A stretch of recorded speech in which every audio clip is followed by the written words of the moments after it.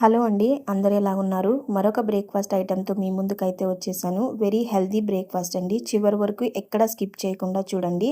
వీటిని బొబ్బర్లు అంటారు. ఈ బొబ్బర్లు నేనిప్పుడు చూపిస్తున్న బియ్యం గ్లాస్ ఎంతైతే క్వాంటిటీ ఉందో అంత క్వాంటిటీలోనే నేను చూపిస్తున్న ప్రతి ఐటెమ్ అదే క్వాంటిటీలో తీసుకున్నాననమాట. బియ్యం ఏ గ్లాస్‌తో తీసుకున్నానో సేమ్ అదే గ్లాస్‌తో అలసందలు ఆర్ బొబ్బర్లు అంటాము.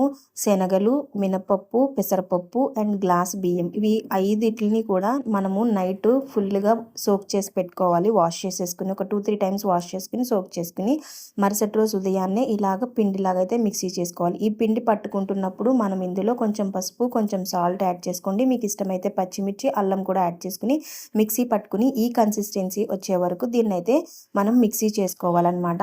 సో ఇప్పుడు మనము దోసలైతే వేసేసుకుందాము. వెరీ ప్రోటీన్ అనమాట. వీటిల్ని పెసరట్లు అనొచ్చు, లేదంటే దోసలు అనొచ్చు. మొత్తం అన్ని పప్పులు ఇందులో ఉన్నాయి కదా. మనము 4 రకాల పప్పుల్ని అలాగే బియ్యాన్ని కూడా యాడ్ చేసుకున్నాము. పిల్లలకి కూడా ఇది చాలా హెల్తీ బ్రేక్‌ఫాస్ట్. ఇది కంప్లీటెడ్‌గా ఒక అట్టు తింటేనే మనకి టమ్మీ ఫుల్ అయిపోతుంది పిల్లలకైతే.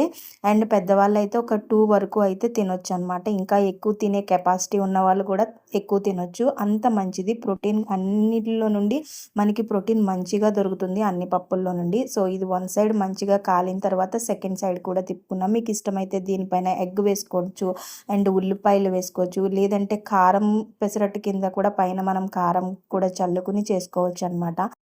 మీరు కూడా ఈ రెసిపీని ట్రై చేయండి. చాలా సింపుల్‌గా, ఈజీగా అయిపోతుంది అండ్ వెరీ హెల్తీ కాబట్టి మీరు ట్రై చేసి ఎలాగుందని తప్పకుండా కామెంట్ బాక్స్‌లో కామెంట్ చేయడం మాత్రం మర్చిపోకండి. ఫస్ట్ టైం నా ఛానల్‌ని ఎవరైతే చూస్తున్నారో తప్పకుండా సబ్స్క్రైబ్ చేసుకోండి.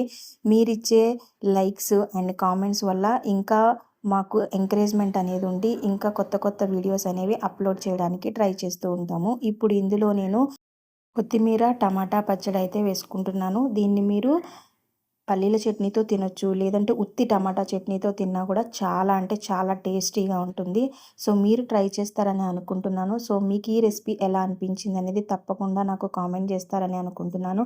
సో మీకు గనక ఈ వీడియో నచ్చినట్టయితే లైక్ చేయండి, షేర్ చేయండి, సబ్స్క్రైబ్ చేసుకోవడం మాత్రం మర్చిపోకండి. మీ వాల్యుబుల్ కామెంట్‌ని కామెంట్ బాక్స్‌లో డ్రాప్ చేస్తారని కోరుకుంటూ మరొక వీడియోతో కలుసుకుందాం.